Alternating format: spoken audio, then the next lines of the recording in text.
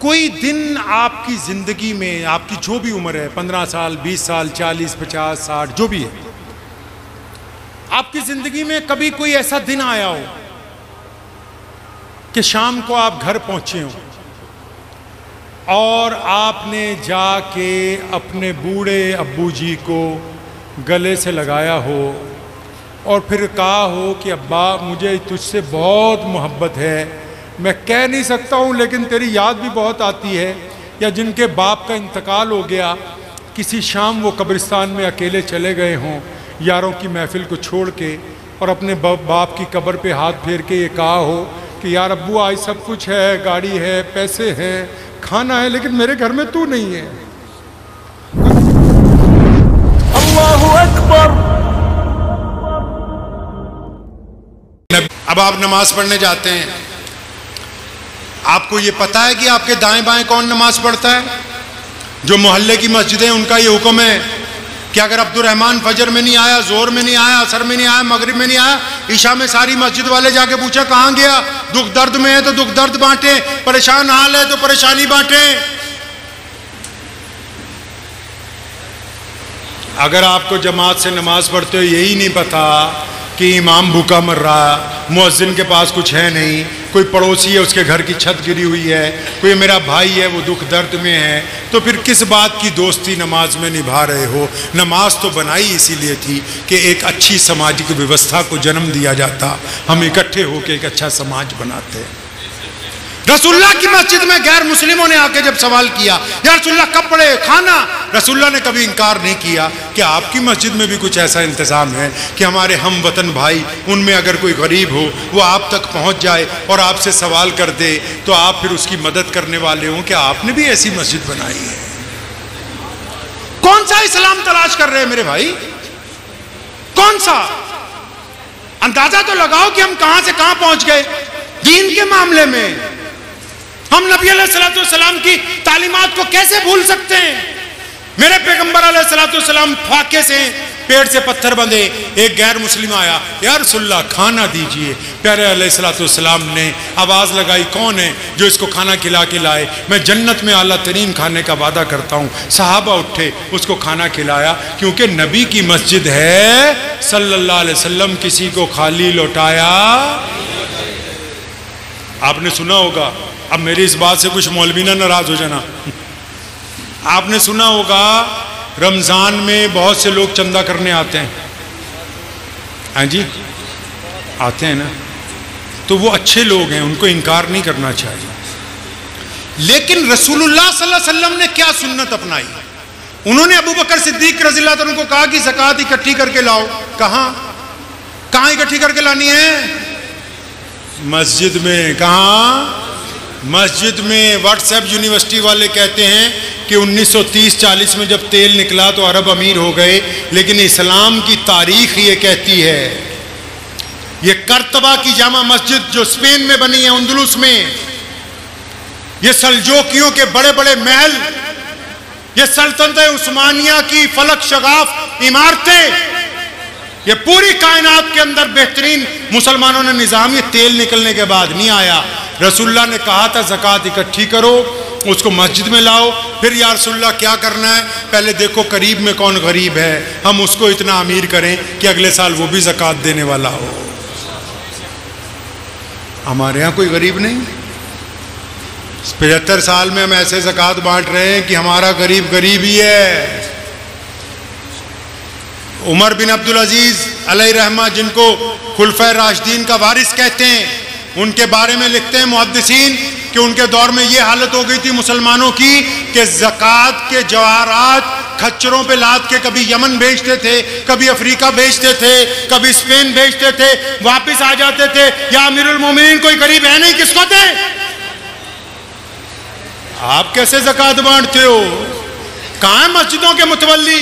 सिर्फ चौधराहट देने के लिए तुम्हें प्रधान बना रखा है। जिस मस्जिद के इमाम को और सदर को ये नहीं पता ना कि उसके इलाके में ऐसा कौन सा घर है जिसमें चूल्हा नहीं जलता, ऐसा कौन सा घर है जिसकी छत गिरने वाली है, ऐसा कौन सा घर है जिसकी जवान बेटी बैठी हुई है, अब चाहे वो मुसलमान है या गैर मुस्लिम है, अगर उसको अपने पड़ोसियों की खबर नहीं है तो उसको इस मसनद पर बैठने का कोई इख्तियार नहीं, क्योंकि रसूलुल्लाह की मस्जिद है और ये रसूलुल्लाह के मुताबिक ही चलेगी, आपके मुताबिक नहीं चलने वाली।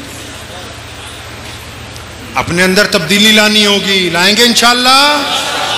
तब्दीली शुरू कहां से करनी है? अपने आप से। कहां से? एक जलसे में गया ऐसे ही मैं, तो माशाल्लाह आप जैसे ही थे सारे, तो पहले चुप ही नहीं हुए काफी देर। अब जब चुप हो गए तो मैंने पूछा कि भाई तब्दीली लाएंगे अपने अंदर, कहां से शुरू करेंगे? तो आगे एक भड़का हुआ बैठा था, कहता जी मैं अपने अब्बा से ठीक करूंगा सारा। घर में एक बंदा खराब है, ये हमने आसान रास्ता खोज लिया, हमने आसान खोज लिया, अपना सारा इल्जाम गैरों पे डालते हैं। एक कड़वी सी बात बता दूं आपको, हजम कर लेना, है बहुत कड़वी, लेकिन मैं सोचता हूं अगर दवाई नहीं दी तो मर्ज ठीक होने का अंदेशा नहीं। मैं एक जगह गया आपके यहाँ किसी शहर में, आज से 20 साल पहले की बात, तो मैं नमाज पढ़ने गया, तो उस वक्त एक या दो सिपाही मेरे साथ होते थे। मेरे वालिद शाही इमाम मौलाना हबीबुर रहमान लुधियानवी रहमतुल्लाह अलैह वो हयात थे। तो मैं मस्जिद में घुसा नमाज पढ़ने के लिए, हाईवे पे थी, तो उनको देख के ना कुछ लोग आ गए। उन्होंने पूछा कौन है भाई नमाज में आया? उन्होंने जी शाही इमाम साहब का बेटा आया है। वो मेरे पास आ गए अंदर, तो मुझे कहने लगे हाँ हजरत कुछ बता भी जाओ। ये 2002 की बात। तो मैंने उनको एक बात कही, है बड़ी कड़वी, लेकिन आपको सुना इसलिए रहा हूँ, अल्लाह ने चाहा दिलों का जंग उतरेगा, अल्लाह ने चाहा कुछ तब्दीली आएगी। तो मैंने उन्हें कहा यार मैं तो अभी इतना बड़ा मौलवी नहीं कि तुम्हें कुछ बता दूं, एक सवाल तुमसे करना, तुम बता दोगे उसका जवाब? तो आपको तो पता ही है यहाँ सारे एक से एक है। हाँ भाई बता, क्या पूछना? मैं कहा ये बताओ, ये जो इस्तिंजा खाने में बीड़ियों के टुकड़े पड़े हुए हैं, या क्या किसी हुकूमत ने कहा कि मस्जिद में आके बीड़ी पिया करो? ये किसी ने कहा कि मस्जिद में आके पान थूको? गलतियां हमारी, कोसते दूसरों को। किसी और ने कहा कि मस्जिद में सफाई ना करो? किसने ये हालत की? हम खुद हैं ना। तो तब्दीली किसने में लानी? पहले आपने लानी है ना। आप कभी समझते नहीं बात को। प्यारे पैगंबर की एक ही सुन्नत सबसे कीमती है, सबसे कीमती, सबसे बड़ी सुन्नत कौन सी? 12 कहा बदगुमानी कुफर है, 12 कहा अच्छा सोचो, पॉजिटिव सोचो। अब हमने नौज़बिल्लाह इस सुन्नत को छोड़ा, हमने हर बात पे उल्टा सोचना शुरू किया। क्या करना शुरू किया? उल्टा सोचने से क्या नुकसान हुआ? घर में इख्तलाफ हुआ, वो इख्तलाफ मोहल्ले में आया, फिर बरादरी में, फिर मस्जिद में, मस्जिद से सियासत में, और सियासत में इस हद तक आया कि आप इक़्तिदार से, आपने क्या सोचा छोटी बीमारी है? जो लोग कहते ना आप में, यार मैं तो जो कहता हूं, हमारे MLC साहब के पास तो ऐसे 2-4 रोज आ जाते हैं, अजी भाईजान मैं तो मुंह पे ही कह दूं, तुम्हें पता ही है जी। जो बंदा ये बात कहता है उससे बड़ा बेईमान कोई नहीं। वही लुल्ली कुल्ली हुमाज़ातिल लुमाज़ा, अल्लाह फरमाते वैल और तबाही है उनके लिए जो दूसरों के ऐब तलाश करते हैं फिर उनको आगे सप्लाई करता है। इसका इतना छोटा दिल है कि अपने भाई की जरा सी बुराई, अपने दोस्त की, अपने मोहल्ले की जरा सी चीज दिल में नहीं रख सकता, और ये झूठ बोलता है। अगर ये सच बोलने वाला होता ना तो ये अपने दोस्त को कहता कि मैं फलां दिन तेरे घर गया था, तेरी बहन पे गंदी निगाह डाली थी। इसमें सच बोलने की हिम्मत नहीं है, ये झूठ बोलता है। ये सच बोलने वाला होता तो कह देता मैंने अपनी सगी बहन की जमीन मार रखी है, मैं अपने बाप को गाली देता हूं, मैंने ठगी मारी 50,000 फलां से। ये क्योंकि अपनी सच्ची बातें छुपाता है, दूसरों की लगाता है, इसका मतलब ये बेईमान है, ये नेक आदमी नहीं है। पहले तब्दीली अपने अंदर लानी है, लाएंगे इंशाअल्लाह। गीबत से तौबा, अगर माँ बाप नहीं राजी तो अल्लाह राजी नहीं है, और अगर बीवी भी नहीं राजी तो अल्लाह राजी नहीं है। बीवी का राजी होना भी बहुत जरूरी है। अब मुझे एक मेरे दोस्त का फोन आया, कहता इतनी बीवियों के हक में तकरीरें कर दी, तो मेरे वाली तो कहता सुन भी ना रही अब मेरी बात। एक बंदा था जिम्मेदार, यमन में रहता था। कहां? उसकी शादी किसी बड़े घर में हो गई, तो उसकी बीवी रोज उसे डांट देती। तो एक दिन तंग आके उसने घोड़ा खोला, अपनी बीवी को कहने लगा तेरी शिकायत मैं अपने अमीरुल मोमिनीन से। उन दिनों में अमीरुल मोमिनीन कौन थे? उमर बिन खत्ताब रज़ियल्लाहु ताला अन्हु। जलाली जो जमीन पे दुर्रा मारते हैं तो सलसला रुक जाए, जिनके बारे में अल्लाह के नबी ने कहा एक रास्ते से गुजर जाए तो शैतान नहीं गुजरता, जो ये कहते हैं अलल ऐलान कि जिनके अली मौला हैं मैं उनके साथ खड़ा हूं, करमुल्लाह वजहू, जो ये कहते हैं कि सैयदना हसन हुसैन की जूतियां मेरे सर पर रखी जाएं तो मैं इसको अपने लिए इज्जत की बात समझूंगा। वो अमीरुल मोमिनीन उनके पास पहुंच गया बंदा शिकायत लेके। क्या शिकायत है जी? कि बीवी डांटती बहुत है बात बात पे। ठीक है, अब आप में से कई सोच रहे होगे हमारी भी यही शिकायत है। अब पहले सुन लो पूरी बात। अब वो सीधा पहुंचा मस्जिद नबी में, अमीरुल मोमिनीन वहीं रहते हैं। तो दोपहर का वक्त था, अरब में रवाज है दोपहर को कोई मीटिंग नहीं होती, ऑफिस सारे, दुकानें भी। अब पूछा अमीरुल मोमिनीन कहाँ है? तो गुलाम ने कहा कि हजरत तो घर चले गए। अब जो हजरत हैं या जितने भी बड़े लोग हैं, अब ये सारा दिन भी लोगों की सुनते रहे ना, जब सोने जाएंगे जो आएगा तो नाराज होकर जाएगा, हो गया मेरी तो सुनी नहीं। अब वो घर ही पहुंच गया। अब जब घर पहुंचा, आया बीवी की शिकायत लगाने, दोपहर का वक्त है, तो इसने दरवाजा जब नॉक किया, खटखटाया, कहा अस्सलाम वालेकुम या अमीरुल मोमिनीन।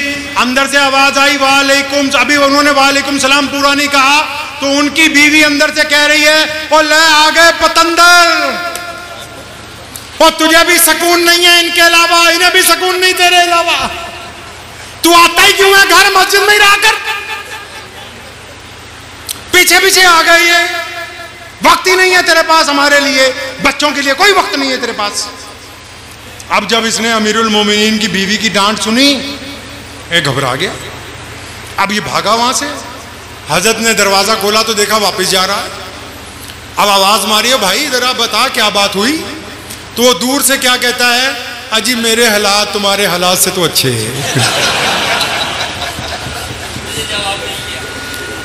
तो हजरत अमीरुल मोमिनीन ने उसको बुलाया अपने पास। सुनो, मर्द वो नहीं है जो कहे तलाक तलाक तलाक, वो मर्द नहीं है। अल्लाह को ये अमल पसंद नहीं हलाल होने के बावजूद। मर्द वो थोड़ी होता है जिसके कपड़े ज्यादा अच्छे हों, मर्द वो थोड़ी होता है जिसकी पगड़ी, जिसकी घड़ी, जिसकी गाड़ी बहुत अच्छी हो, मर्द वो थोड़ी है जिसकी चमड़ी बड़ी खूबसूरत है, मर्द वो थोड़ी है जिसकी दाढ़ी बड़ी चमक रही है। अरे मर्द वो है जिसने 10 लोगों में बैठकर कह दिया कि मैंने तुझे रब रसूल को गवाह बना के कबूल कर लिया है। अब कब्र की लहर तो आ जाती है, वो बदतरीन हालात में भी अपनी बीवी को तलाक नहीं देता, हम उसको मर्द कहते हैं। अब हजरत ने बुलाया, उसे कंधों से पकड़ा, क्या बात है? और मैं हजरत, मैं तो अपनी बीवी की शिकायत लेके आया था, यहाँ तो थारे वाली भी डांट रही। और फरमाया सुन, उसके कंधे पकड़े, फरमाया पे नहीं होते तो ये मेरी गैर मौजूदगी में हमारे बिस्तर की हिफाजत करती है, जब हम घर में नहीं होते ये हमारे माँ बाप को खाना खिलाती है, जब हम घर में नहीं होते तो सबसे ज़रूरी काम हमारी नई नस्ल की परवरिश करती हैं। तो अगर इनके पास पूरे घर में तेरे अलावा सुनाने के लिए कोई दूसरा बंदा है नहीं। अल्लाह को ये रिश्ता पसंद है। किसको पसंद है जी? कब पसंद किया पता है? ये ना कहा करो, ये कहा करो तनख्वाह बढ़ा देंगे। कब पसंद किया इस रिश्ते को अल्लाह ने पता है? जब आदम अलैहिस्सलाम को पैदा किया और जब फिर अम्मा हव्वा पैदा हुई तो ये नहीं कहा कि तुम भाई बहन हो, ये नहीं कहा तुम माँ बाप हो, फरमाया अंता ज़ौजा कि आदम ये तेरी बीवी है। इंसानियत में सबसे पहला रिश्ता जो इंसानों में कायम किया गया वो मियाँ और बीवी का रिश्ता है, अल्लाह को ये इतना ज़्यादा पसंद है। अब एक तो पहले अगर आपने अच्छा बनना है तो 2-3 लोगों का आपको अच्छा कहना ज़रूरी है। किसका? अब्बू जी का, अम्मा जी का, बेगम साहिबा भी सुन लो, तुम भी अगर मियाँ के मामले में अगर किसी तरह जालिम हो, ये तो किसी तरह निकल जाएंगे, तुम्हें नहीं रिश्ते निकलने देते। जालिम कोई हो, मर्द हो औरत हो, अल्लाह को जुल्म पसंद नहीं। फिर आपके बच्चे आपके दोस्त हों और आपका पड़ोसी, अगर ये 5 लोग कहते हैं कि आप अच्छे हैं तो इसका मतलब आप अच्छे हैं। अगर ये 5 कहते हैं कि आप बुरे हैं तो आप बुरे हैं, आप अच्छे नहीं हैं। तो अच्छे बनेंगे? आखिरी सवाल, बस एक सवाल ही और करना है और इसका जवाब भी नहीं चाहिए। मजे की बात ये जो सवाल अभी आपसे पूछना है इसका जवाब नहीं चाहिए। आपके पास दिल लगा हुआ है? दिल, अरे दिल है, हाथ लगा लो, एक हाथ रख लो इस पे। सवाल ऐसा है ना, कई बार ये पकड़ लो, दिल पे हाथ रख लो। आप मुसलमान हैं ना, सब दीनदार हैं, इसलिए आपसे ये सवाल करने लगा। कोई दिन आपकी जिंदगी में, आपकी जो भी उम्र है, 15 साल, 20 साल, 40, 50, 60, जो भी है, आपकी जिंदगी में कभी कोई ऐसा दिन आया हो कि शाम को आप घर पहुंचे हो और आपने जाके अपने बूढ़े अब्बू जी को गले से लगाया हो और फिर कहा हो कि अब्बा मुझे तुझसे बहुत मोहब्बत है, मैं कह नहीं सकता हूँ लेकिन तेरी याद भी बहुत आती है। या जिनके बाप का इंतकाल हो गया, किसी शाम वो कब्रिस्तान में अकेले चले गए हों यारों की महफिल को छोड़ के और अपने बाप की कब्र पे हाथ फेर के ये कहा हो कि यार अब्बू आज सब कुछ है, गाड़ी है, पैसे हैं, खाना है, लेकिन मेरे घर में तू नहीं है। कोई दिन आया आपकी जिंदगी में ऐसा? ये सिर्फ इसलिए पूछ रहा हूं कि मेरे प्यारे महबूब मोहम्मद रसूलुल्लाह ने फतेह मक्का की रात में ये बात उम्मे हानी से कही थी, हानी मैंने अपने अब्बू को नहीं देखा, तूने देख रखा है, खुदा के लिए मुझे बता तो सही मेरे वालिद कैसे थे। आपने कभी अपने अब्बू को गले लगाया? बताओ। कोई ऐसी शाम आई है कि आप अपनी माँ के कमरे में चले गए हो, आपने कहा अम्मा आज तेरे से बहुत सारी बातें करनी है, अम्मा मुझसे कभी डरो नहीं, आप अगर मुझसे डरोगी मेरा रब मुझसे नाराज हो जाएगा। और आपने वो रात अपनी माँ के कदमों में गुजारी हो। कोई ऐसी रात आई है आपके पास? या जिनकी माँ गुजर गई वो अपनी माँ की कब्र पे गए हों कि अम्मा अम्मा तेरी बहुत याद आती है, तूने मुझे बड़ी परेशानी में पाला है, कभी गए आप? अच्छा ये भी छोड़ो, आपका कोई जिगरी यार जिसको पता है आपको कि यार नौकरी पेशा है या दुकानदार है, रोज इकट्ठे होते हो 10 मिनट 15 मिनट, आपको पता है कि यार ये गरीब है लेकिन मांगता नहीं है और अल्लाह ने आपको बहुत दिया है। कोई रात ऐसी आई हो आपने कुछ पैसे अपनी हैसियत के मुताबिक लिफाफे में डाले हों और चुप करके जाके अपने यार के घर के दरवाजे में सरका आए हो कि यार मेरा दोस्त तो मांगता नहीं है, मैं इसके घर में पैसे फेंक आता हूं, इसकी भी इज्जत बची रहे, मुझसे मेरा रब भी राजी हो जाए। कभी कुछ किया ऐसा? ये मेरे नबी की सुन्नत है ना, वो रातों को उठ के जाते हैं, लोगों के घरों के बाहर सामान राशन रख के आ जाते हैं। या कभी कोई ऐसी दिन गुजरा हो आपकी जिंदगी में कि आपने सड़क से किसी गरीब का हाथ पकड़ लिया हो कि चल यार तेरी मैं फोटो नहीं खींचनी, तुझे अच्छे कपड़े पहनवाता हूं, मेरे नबी अलैहिस्सलाम का यौम वफात है, उनकी मिलादुन नबी है, आज तू यार मेरे साथ चल, मैं तुझे बेहतरीन खिलाऊंगा अपने घर में। आपने कभी कुछ ऐसा किया है? क्या कोई ऐसा दिन आया आपकी जिंदगी में कि आप चुपके से रास्ते के चंद पत्थरों को हटा के आए हों कि मेरे बाद से कोई गुजरने वाला, चाहे वो मुसलमान हो या गैर मुस्लिम, गुजरेगा तो गिर जाएगा, उसके चोट लग जाएगी, मेरे नबी की सुन्नत है इन पत्थरों को रास्ते से हटा देना। कभी कुछ आपने ऐसा किया है? कोई रात ऐसी आई है कि आप मस्जिद में घुस गए और सारी मस्जिद के बाथरूम टॉयलेट धो दिए हों कि अल्लाह का घर है, मैं अल्लाह का हकीर बंदा हूं, मुझे ये साफ करना है? पूछो तो सही इस दिल से, कोई ऐसा वक्त आया कि ये दिल तड़पा हो?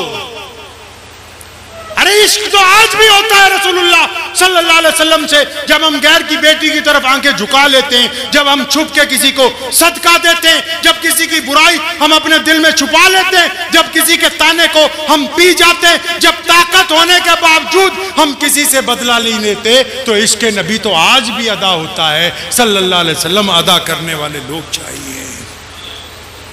करेंगे कुछ ऐसा नहीं, इंशाअल्लाह करेंगे इंशाअल्लाह।